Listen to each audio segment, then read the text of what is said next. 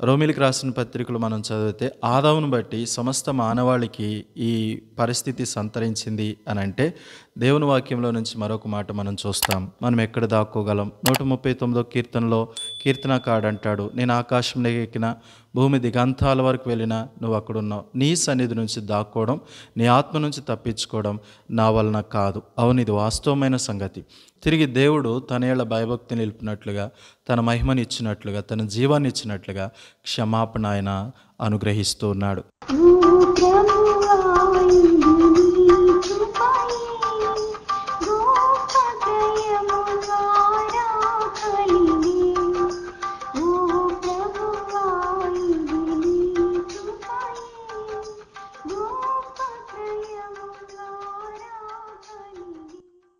Praise the lord. ప్రభు అయిన యేసుక్రీస్తు నామములో మీ అందరికీ వందనాలు. ప్రభు యొక్క మహాకృపను బట్టి మరొకసారి ఈ అనుదిన దైవిక కృప అనే కార్యక్రమం ద్వారా దేవుని వాక్యాన్ని ధ్యానం చేసుకోవడానికి ప్రభు సహాయపడ్డారు. మరి ఈ దినం కూడా ఒక వాక్యంను చదువుకుని మనం ధ్యానం చేసుకుందాం. ఆదికాండము 3వ అధ్యాయం 9వ వచనం. దేవుడైన యెహోవా ఆదామును పిలిచి, నీవు ఎక్కడ ఉన్నావు అనెను. ఈ భాగాలన్నీ కంటిన్యూగా రెగ్యులర్గా మనం ధ్యానం చేసుకుంటున్నాం కాబట్టి ఒక వీడియోకి మరొక వీడియోకి మధ్య సంబంధం ఉంటుంది. గత లాస్ట్ అనుదిన దైవిక కృపలో మనము ధ్యానం చేసుకున్న భాగం ఏంటి అని అంటే దేవుని యొక్క ఆజ్ఞలను గూర్చినటువంటి సంగతి. మరి ఈరోజు ఆదామును దేవుడు తన సహవాసం కొరకు తన పనంతటి మీద అధికారం ఇచ్చి తన రూపంలో ఏర్పాటు చేసుకున్న ఆదాము ఈరోజు దేవునికి కనబడకుండా దాక్కున్నాడు. ఎందుకు ఈ పరిస్థితి ఆదాముకు సంతరించిందో ఇక్కడ మనం గమనిస్తాం. ప్రియులరా, దేవుడు మనకిచ్చిన ఆజ్ఞలను మనం పాటించకపోవటం ద్వారా ఎంత నష్టమో ఈ భాగాల్లో నుంచి మనం చూస్తాం. దేవుడు ఒక ఆజ్ఞ ఇచ్చినప్పుడు ఆజ్ఞ నెరవేర్చకపోతే నిశ్చయముగా నువ్వు చచ్చెదవు అని దేవుని వాక్యంలో నుంచి మనం చూస్తున్నాం. అయితే దీని కొరకు మరికొన్ని భాగాలు మనము చూద్దాం. ఎఫెసీయులకు రాసిన పత్రిక 2వ అధ్యాయం 1వ వచనం. మీ అపరాధముల చేతను పాపముల చేతను మీరు చచ్చిన వారై ఉండగా ఆయన మిమ్మల్ని క్రీస్తుతో కూడా బ్రతికించెను. ఇక్కడ భాగంలో మనం గమనిస్తే ఒక మనిషి అపరాధం చేత పాపం చేత చచ్చినవాడు అని వాక్యంలో మనం చూస్తున్నాం. ఇది ఆత్మ సంబంధమైన చావు. చావు అనగా ఎడబాటు, అంటే దేవునికి మానవునికి మధ్య ఎడబాటు. ఇది ఆత్మీయమైన చావు. ఎందుకు ఆదాముకి ఇటు చావు వచ్చింది? రోమిలికి రాసిన పత్రికలు మనం చదివితే ఆదామును బట్టి సమస్త మానవాళికి ఈ పరిస్థితి సంతరించింది అని అంటే దేవుని వాక్యంలో నుంచి మరొక మాట మనం చూస్తాం. యోహాను రాసిన మొదటి పత్రిక 3వ అధ్యాయం 4వ వచనం. పాపం చేయ ప్రతివాడును ఆజ్ఞను అతిక్రమించును, ఆజ్ఞ అతిక్రమమే పాపం. కాబట్టి ఆజ్ఞను అతిక్రమించడం ద్వారా మనిషి పాపం చేస్తున్నాడని వాక్యంలో మనం చూస్తున్నాం. అంటే ఆదాము ఆజ్ఞను అతిక్రమించి పాపం చేశాడు. ఆ పాపమును బట్టి ఆత్మీయంగా చచ్చిపోయాడు. ఆ కారణాన్ని బట్టి దేవుని యొక్క ఉగ్రతకు భయపడి దేవుని సన్నిధికి దూరమై దాక్కోవాలని చూశాడు. అంటే ఆజ్ఞను అతిక్రమించటం బట్టి మానవుడు పాపం చేశాడు. దీన్ని బట్టి ఏం కోల్పోయాడు? దేవునితో సహవాసము, తర్వాత ఆత్మీయమైనటువంటి జీవితంలో జీవాన్ని పోగొట్టుకున్నాడు. మరొక మాట, రోమిలికి రాసిన పత్రిక 3వ అధ్యాయం 23వ వచనం. ఏ భేదమును లేదు, అందరూ పాపం చేసి దేవుడు అనుగ్రహించు మహిమను పొందలేకపోతున్నారు.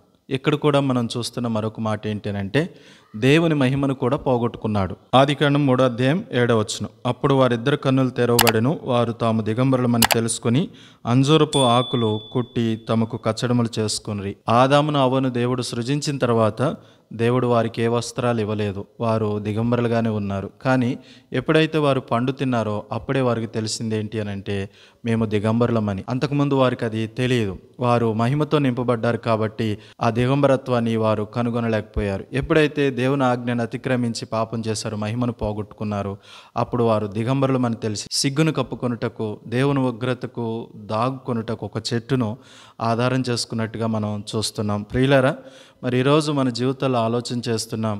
దేవుని యొక్క ఆజ్ఞలను అతిక్రమించి దేవునికి దూరమై దేవుని దృష్టికి పాపం చేసి మనం ఎక్కడ దాక్కోగలం? 139వ కీర్తనలో కీర్తనకాడు అంటాడు, నేను ఆకాశం ఎక్కిన భూమి దిగంతాల వరకు వెళ్ళినా నువ్వు అక్కడున్నావు. నీ సన్నిధి నుంచి దాక్కోవడం, నీ ఆత్మ నుంచి తప్పించుకోవడం నా వలన కాదు. అవును, ఇది వాస్తవమైన సంగతి.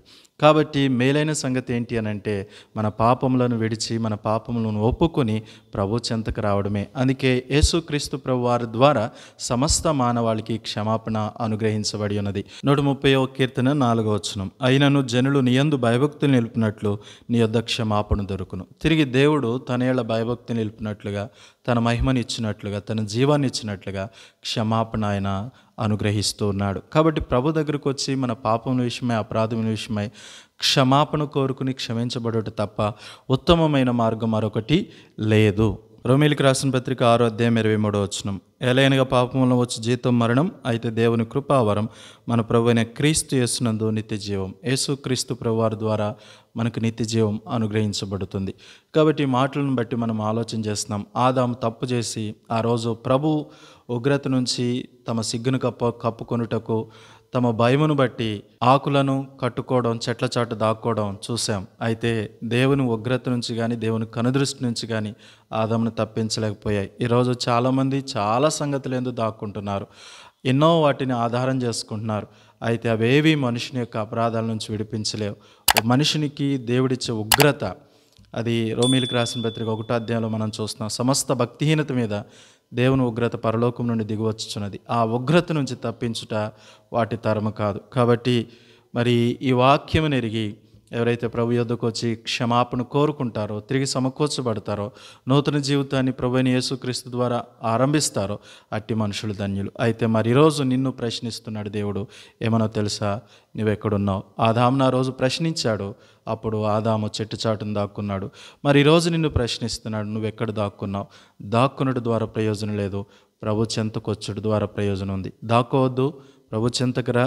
ప్రభు నీకు నిత్య జీవమును అనుగ్రహించి తను చేర్చుకుంటాడు. అయితే ఆజ్ఞను అతిక్రమించడం ద్వారా పతనము, పాపము, మరణము, దేవుని మహిమకు దూరమై దేవునితో సంబంధం లేక నశించి నరకానికి ప్రయాణం చేస్తున్న మానవ జీవితం మనం ఇక్కడ చూస్తున్నాం. అందుకే దేవుని ఆజ్ఞలు చాలా జాగ్రత్తగా పాటించి దేవుని యొక్క మహిమను పొందుకోవాలని ప్రభుపేట మనం చేస్తున్నాం. ఈ వాక్యానికి ఇంకా చాలా ఉదాహరణలు బైబిల్లో ఉన్నాయి, కానీ వీడియో లెంత్ ఎక్కువైపోతుంది కాబట్టి ఈ విషయాలు జ్ఞాపకం చేయలేకపోతున్నాం.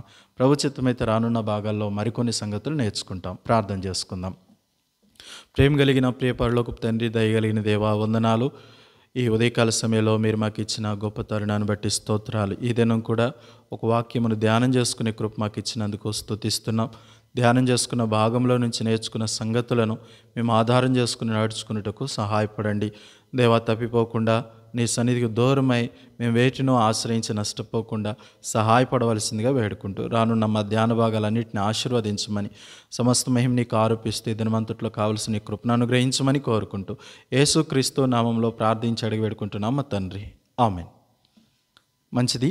ప్రభు చిత్తమైతే మరొక వాక్యం చేత మరొక వీడియోలో మనం కలుసుకుందాం. దేవుని యొక్క అత్యంత కృప మనందరికీ తోడేయుండును గాక. ఆమేన్.